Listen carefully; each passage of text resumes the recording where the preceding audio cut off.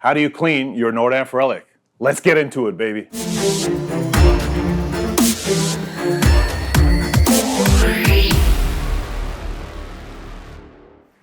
Yo, welcome back to Norddampf. I'm your host, 40. Today we're going to talk about how to clean your Norddampf Relic Vaporizer.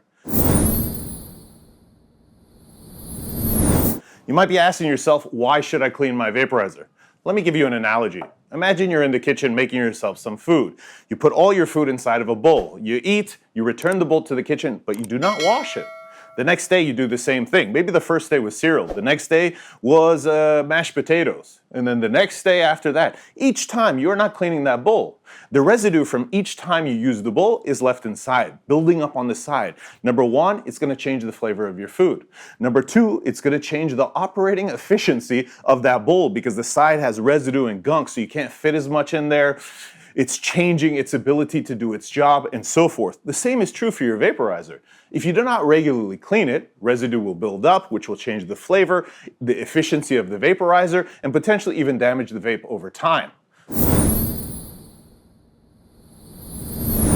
So when should you clean the vaporizer?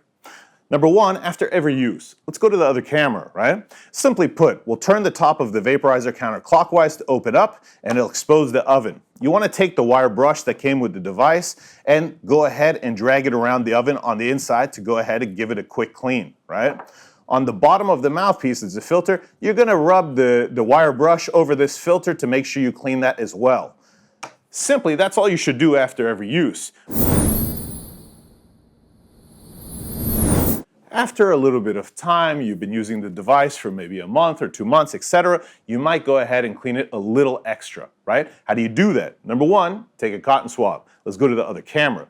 Right here, in this small glass right here, I have isopropyl alcohol. I could go ahead and dip the cotton swab in isopropyl alcohol, knock off any excess. You don't want to pour isopropyl alcohol in the device. Number one, if you pour isopropyl alcohol in the device, you will ruin it and break it. Do not do that.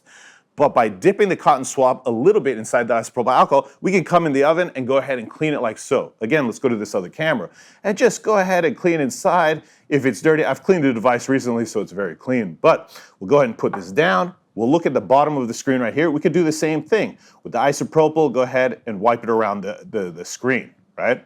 Let's go ahead and put this back on the top. Let's pull the mouthpiece out. Now the mouthpiece, we could just drop in isopropyl alcohol because the reality is it's glass, right? You do not want to submerge the device or even this other part of the mouthpiece. Let me go ahead and get the excess isopropyl. You do not want to put this inside the isopropyl alcohol either because number one, there's a gasket right here. This is plastic. Isopropyl alcohol is a solvent and it could slowly eat away at plastic, so you don't want to do that, right?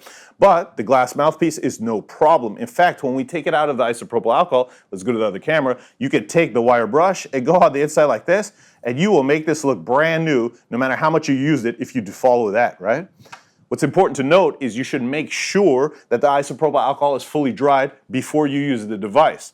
Now, if you sparingly used it with a Q-tip or so forth, it's going to dry within minutes, I'm sure. But give it 30 minutes, right? Because if you inhale any isopropyl alcohol fumes, it's seriously bad for your health. We'll go ahead and take the mouthpiece after it's been fully dried. We'll put it back in, and that's it.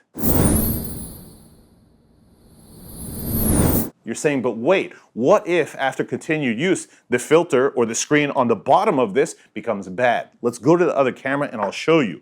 If you want to replace this, because it does come with the replacement screens, you can go ahead and pick this plastic part off, and when it comes off, you'll notice it exposes the screen right here. If we wanted to switch out the screen, we would take the screen. We could even drop the screen in isopropyl alcohol and let it soak for a little bit, or we could switch it out, put it back on, and this only goes in one direction, right? If you look at this little gasket, there's a side that's wider and a side that's not as wide. So this top part right now is not as wide. That goes on top. We're going to go ahead and place this above. We'll use 2 fingers to make sure that it goes on, and it should go into place pretty easily, just like that, right? That's how you replace the screen.